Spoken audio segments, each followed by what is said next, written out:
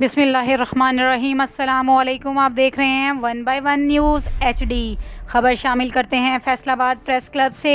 Editor council of newspaper की जानिब से ईदी प्रोग्राम। ये programme editor council of newspaper के ग्रुप लीडर ज़ाहद मान साहब की सरपरस्ती में हुआ।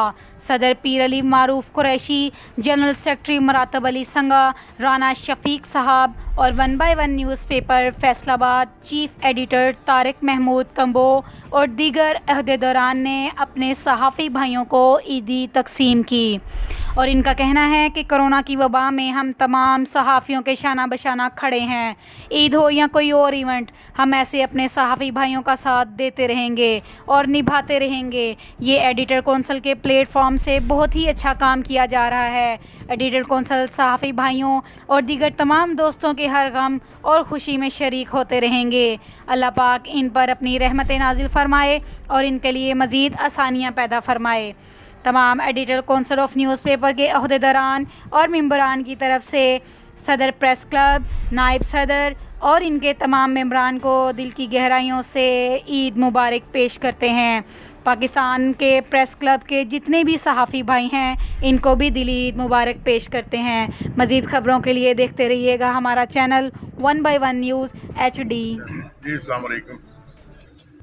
आज जो ईद पैकेज था हमारे एडिटर्स काउंसिल के और दूसरे मेंबरों के लिए, ये हमारे ग्रुप लीडर ज़ाहिद मान साहब, सदर पीर अली कुरैशी साहब, राना शफीक साहब चेयरमैन साहब और मैं जनरल सेक्रेटरी, हमने ये बहुत पहले ये प्रोग्राम बनाया था, लेकिन अब जो ये काम शुरू हमारे ग्रुप लीडर साहब की सरपरस्ती में हुआ है, ये एक बहुत अच्छी काविश है और सहाफ़ी भाइयों को जो ये ईदी दी गई है, ये ईदी मिल बैठने का भी है और इनके साथ हमारा एक साथ है जो ना टूटने वाला है।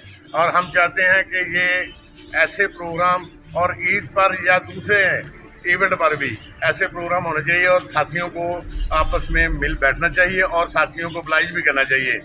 अल्लाह करे ऐसे प्रोग्राम दूसरे साथी भी करें।